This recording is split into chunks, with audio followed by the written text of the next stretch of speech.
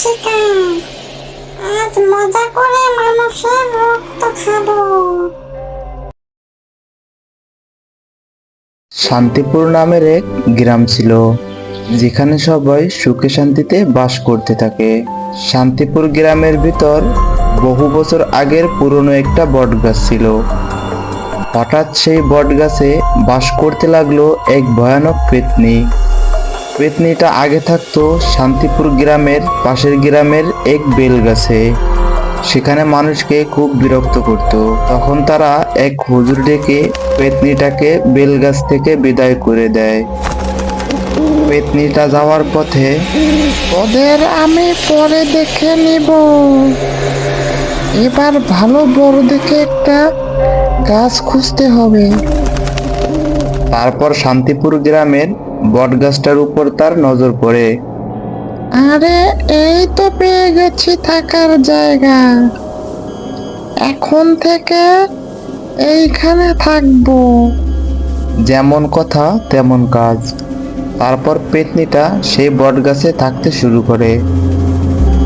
তারপর থেকে শান্তিপুর গ্রামে অশান্তির ছায়া নেমে আসে। একদিন করে মানুষের হাঁস মুরগি গরু ছাগল নিখোঁজ হতে থাকে। না, প্রতিদিন হাঁস মুরগি গরু ছাগল আর ভালো লাগে না। সেদিন রাতে আপু তাড়াতাড়ি চল, অনেক রাত হয়ে গেছে। আজ বাড়ি ফিরতে অনেক রাত হয়ে গেল। পেয়ে গেলাম শিকার। আজ মজা করে মানুষের রক্ত খাবো। আপু, এখানে পেত্নী এলো কোথা থেকে? ভয় পাস না বোন, আমার কাছে ওকে জব্দ করার জিনিস আছে।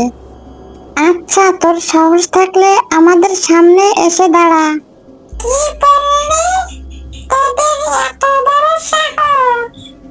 এই কথা বলে পেত্নীটা ওদের সামনে এসে দাঁড়ালো। আপু, পেত্নী তো নেমে এলো, এবার কি করবি? দাঁড়া, আমার কাছে ফোড়া পানি আছে, এটা দিয়ে ওকে জব্দ করব। পানি ভরা পেত্নীর গায়ে দিতেই পেত্নীর গায়ে আগুন ধরে গেল। ছেড়ে দে আমাকে, ছেড়ে দে। তারপর পেত্নীটা বাতাসের সাথে মিশে গেল। তারপরে তারা দু বোন দৌড়ে গ্রামের দিকে চলে গেল। বন্ধুরা, গল্পটি কেমন লাগলো অবশ্যই কমেন্টে জানাবেন। আর এমন সব মজার মজার ভিডিও পেতে চ্যানেলটি সাবস্ক্রাইব করে সাথে থাকবেন।